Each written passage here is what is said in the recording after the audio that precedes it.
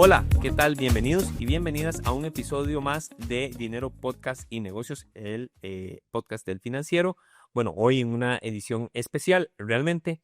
Mi nombre es Sergio Morales, yo soy el jefe de redacción del financiero y me acompaña en este día nuestro columnista, el politólogo don Constantino Urcullo. ¿Cómo está, Constantino?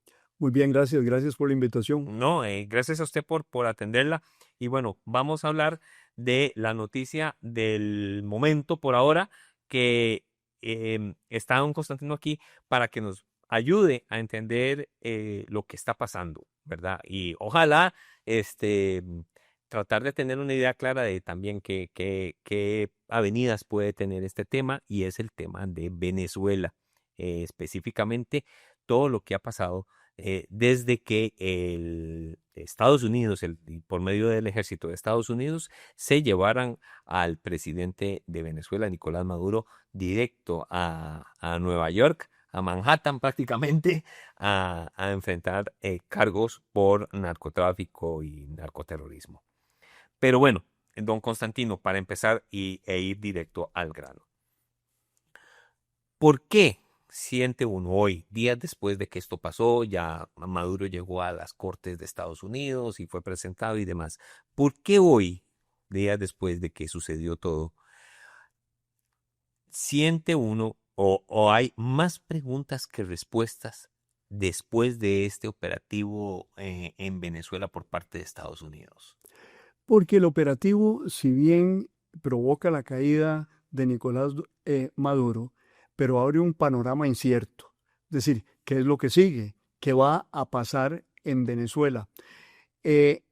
Realmente estamos en una situación en que el presidente Trump dice, yo soy el que mando en Venezuela, pero los restos del régimen, la gran totalidad del régimen, el ejército venezolano, la vicepresidenta, el presidente de la Asamblea Legislativa, siguen en su lugar.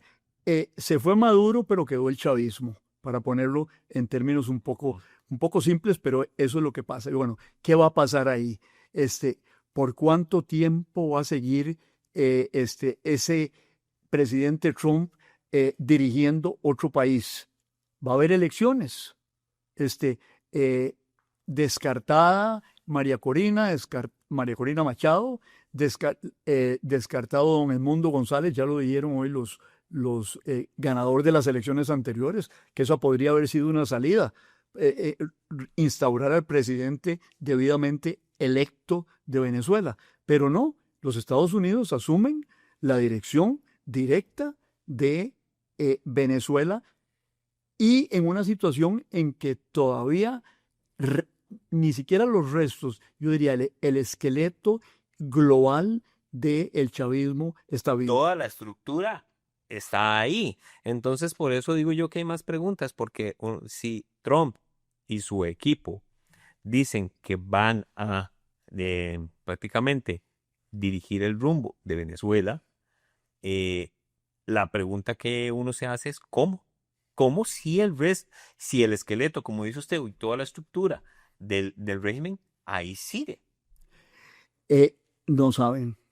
Y eso es lo que le están achacando algunos críticos internos en los Estados Unidos a Trump, que tenía un plan preciso para la operación militar, pero no había plan para lo que seguía. Y lo más que ha llegado a afirmar Trump en esto es de que hay un comité de 4 personas, que es el secretario de Defensa, el secretario de Estado, la procuradora general y otro personaje más que en este momento se me escapa el nombre de su cargo, que van a ser los encargados intermediarios entre Trump y Venezuela. Ahora, el más destacado ha sido Marco Rubio, que habla intensa y cotidianamente con Delcy Rodríguez, vicepresidenta interina de Venezuela en este momento, y que va a nombrar nuevos ministros. Bueno, Morita es presidenta o no. Ya es presidenta interina. Es Mm. presidenta interina. Ella era vicepresidenta normal, ¿verdad? y la Corte Suprema la nombró presidenta interina. Pero véase que hay gente que sigue sosteniendo en Venezuela que el presidente sigue siendo Nicolás Maduro. Entonces, es ahí donde uno dice, bueno, pero entonces, ¿qué hay detrás de esa operación? Em, si quedó la que era vicepresidenta y si algunas figuras clave que se señalaban como corresponsables de las acusaciones de Estados Unidos sobre Venezuela, todo esto del narcotráfico y financiamiento al terrorismo y demás, eh, siguen ahí, ¿verdad? Nombres de figuras fuertes en Venezuela que uno dice, parece que siguen ahí. Pongo un ejemplo, Diosdado Cabello. O Vladimir Padrino, creo que es el nombre del ministro de Defensa. ¿Qué es lo que pasa? Hay dos cosas, razones externas de la superpotencia y razones internas de Venezuela. Razones externas. Cuando los Estados Unidos invaden Irak, ¿qué sucede? El virrey nombrado, que era el señor Paul Brenner, desbanda al ejército iraquí. ¿Qué provoca eso? Que todos los militares se llevan las armas y se refugian en nichos y le hacen la vida imposible a los Estados Unidos. No quieren repetir el hecho de desbandar un ejército porque cuando uno descabeza a un régimen, no cambiaron el régimen en Venezuela, lo que puede venir después es el caos si no hay un ejército y una policía que aseguren el orden. Están asumiendo de alguna manera que esas fuerzas son necesarias para no meter fuerzas de los Estados Unidos y que les pase lo que les pasó en Irak. O en Afganistán. O en Afganistán también. Ahora, el otro gran tema es un tema interno de por qué esas figuras no se mantienen.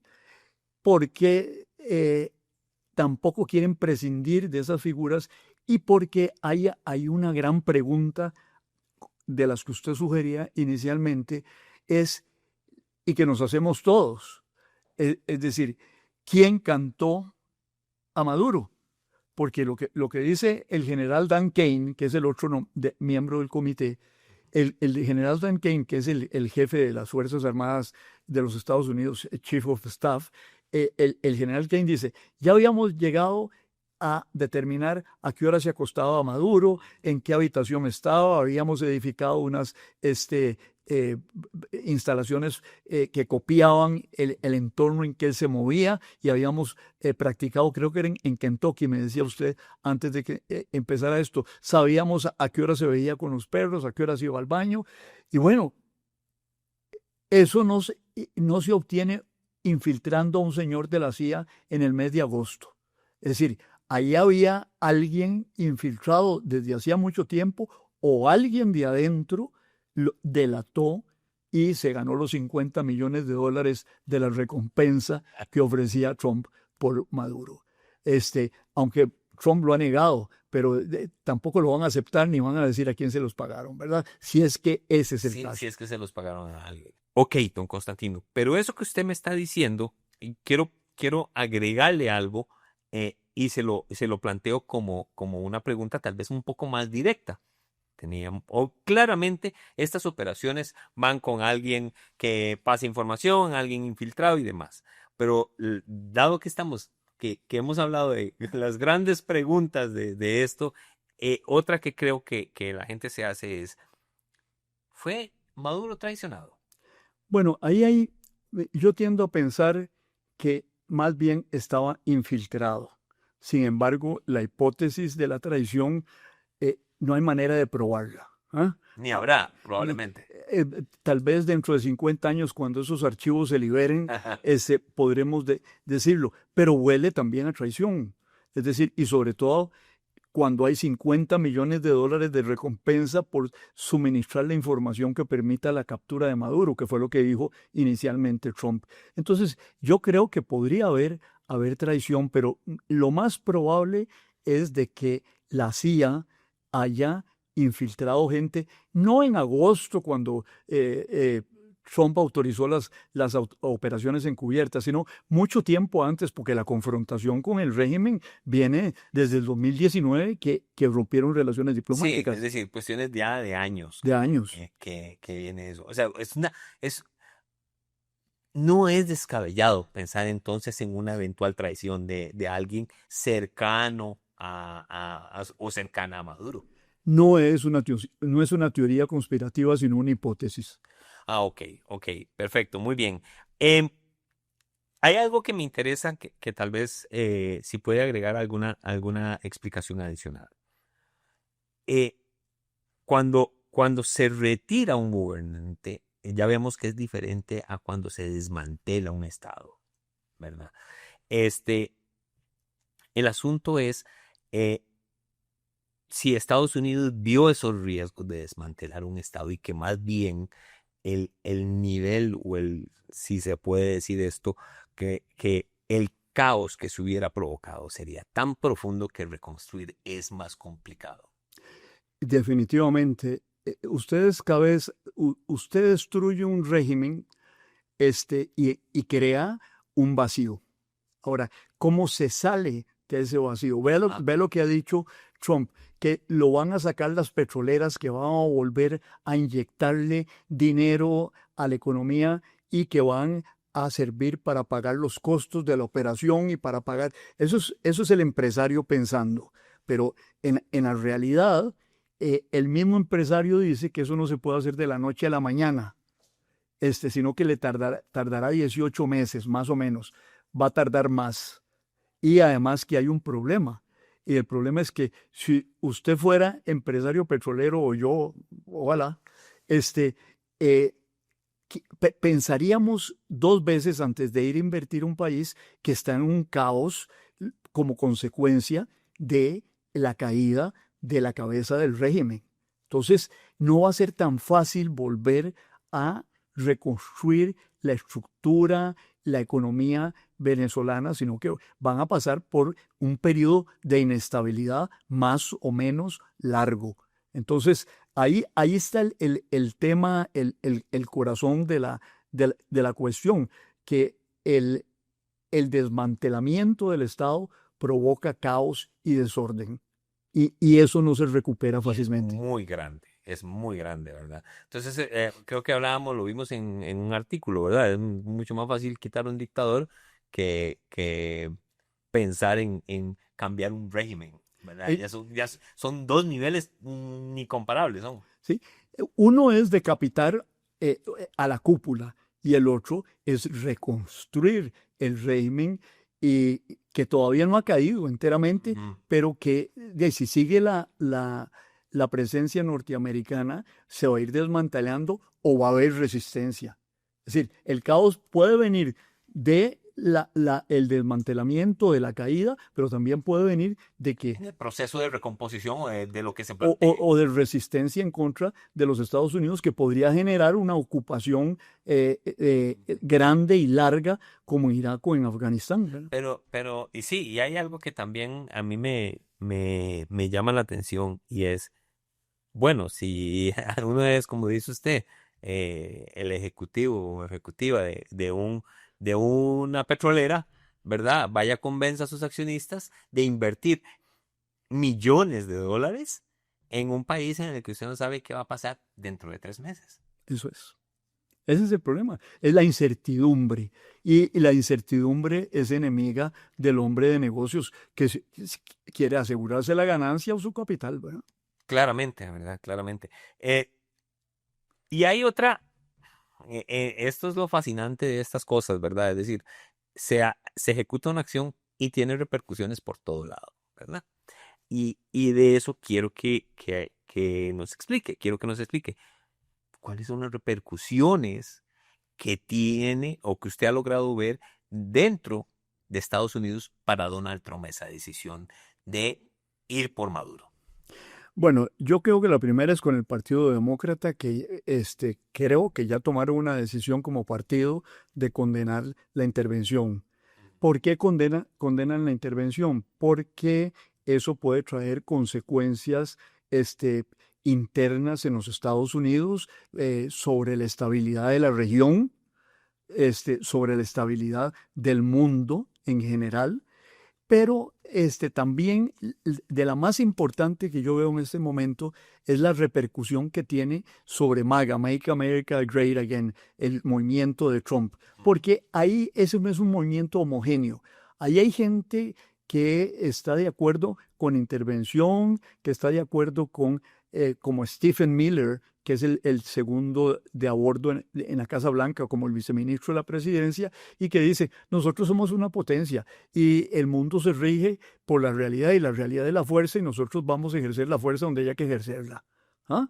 Ese es su principio de legitimación. Eso es lo que llaman los halcones. Ahí está Marco Rubio, está este señor, está el secretario de Defensa, pero hay otra porción del Partido Republicano y de MAGA, de los trumpistas puros, que está ejemplificada por la excongresista, que ayer dejó de ser congresista porque renunció, que se llama Marjorie Taylor Greene, y que difiere de Trump en muchas cosas y por eso renunció hace rato. Ayer se le vencía el término y Trump la llama no Marjorie Taylor, sino Marjorie traidora, ¿verdad? Y ayer daba unas declaraciones en CNN y ella decía, mire, es que Trump se equivoca. Yo resumo una entrevista larga como de media hora en esto. Decía, a Trump lo elegimos y yo contribuí a elegirlo porque ella fue de las partidarias duras para que gobernara los Estados Unidos, no para que gobernara Venezuela.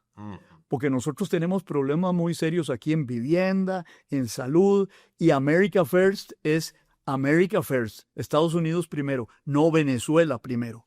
A los trumpistas puros, a ella le van a contestar, sí, pero podemos hacer las dos cosas a la vez. Y ella le contestaba a la entrevistadora de CNN, mire,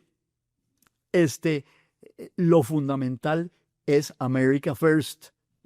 Venezuela está muy lejos de aquí, podría amenazar nuestra paz interna, pero la realidad es que no hay una amenaza inmediata más allá de la acusación de narcotráfico. Bueno, ahí hay un asunto, una conclusión que me queda es, nada es gratuito, incluso para el propio Trump, ¿verdad? Es decir, es posible que tenga gente que lo apoye como gente que le cuestione a partir de este momento, que antes no lo cuestionaba, por hacer esa intervención en Venezuela, entonces. Claro, es el grupo MAGA, ahí está esta señora, después está otro representante que es libertario, pero que juega con los republicanos, que se llama Thomas Macié, que ha dicho que esto es nada más que maquillaje para ocultar la codicia de Trump por el petróleo venezolano.